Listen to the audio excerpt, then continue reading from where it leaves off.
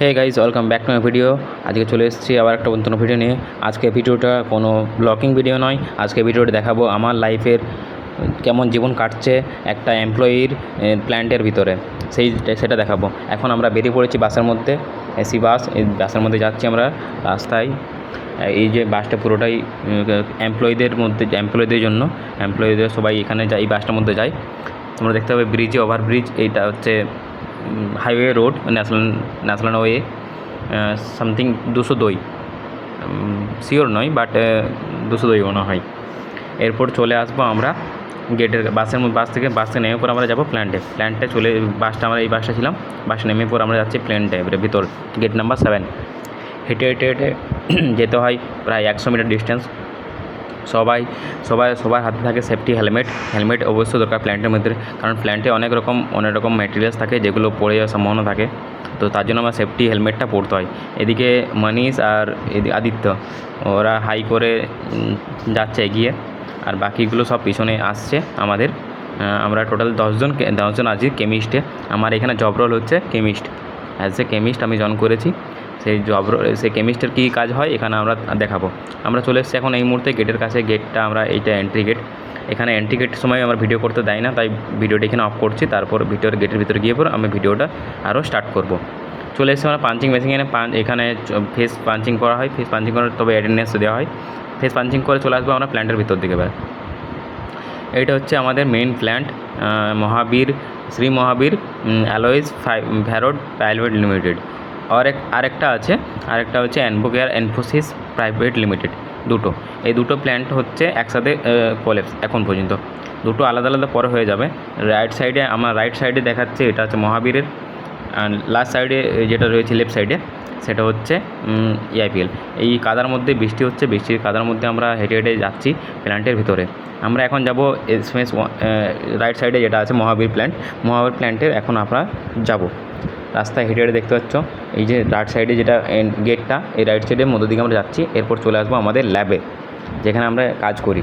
সেই ল্যাবের ভিতরে যাব। এখন স্যারের সাথে কথা বলবো, তারপর কী ডিউটি দেয় আমরা সেটা আমাদেরকে এই ভিডিওর মাধ্যমে দেখাবো।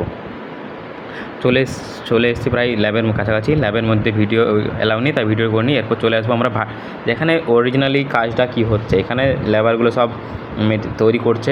এখান থেকে তৈরি হবে ব্লেড আর প্লেট। এই যে এখানে সবাই দেখে নাও কেমনভাবে কত কষ্টের মধ্যে জীবন কাটাচ্ছে। লেবার হার্ডওয়ার্কিং করছে। এরা এখান থেকে ম্যাঙ্গানিজ, কপার, সালফার এইসব মেটেরিয়ালস দিচ্ছেন, দিয়ে পর সেখান থেকে তৈরি হবে ব্লেড।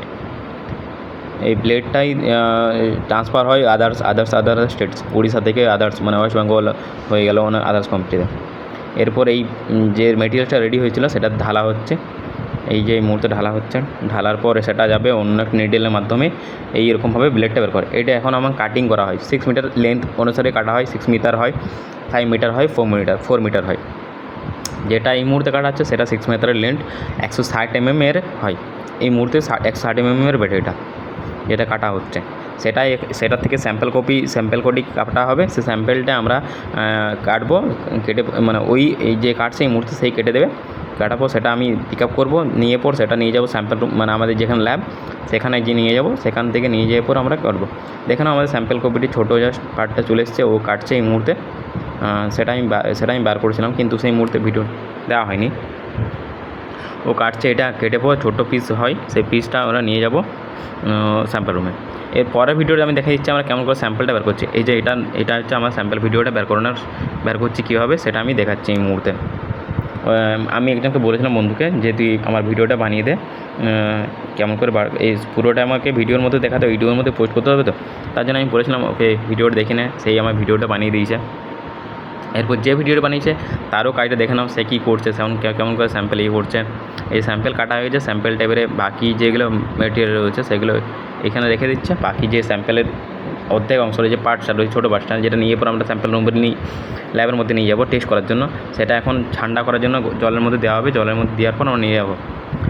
এরপর আমরা চলে আসবো আমাদের ক্যান্টিন দিকে খেতে, কারণ লাঞ্চের টাইম হয়ে গেছে, 1টা বেজে গেছে। এই ক্যান্টিনে যাওয়ার সময় ও বলছে কী করছে, ভিডিও বানাচ্ছে। তার জন্য বলছে আমাদেরকে দেখা। ও দেখতে দেখতে বলছে, আমি বললাম যে ভিডিও এখানে ভিডিও চলছে ইউটিউবে পোস্ট করার জন্য।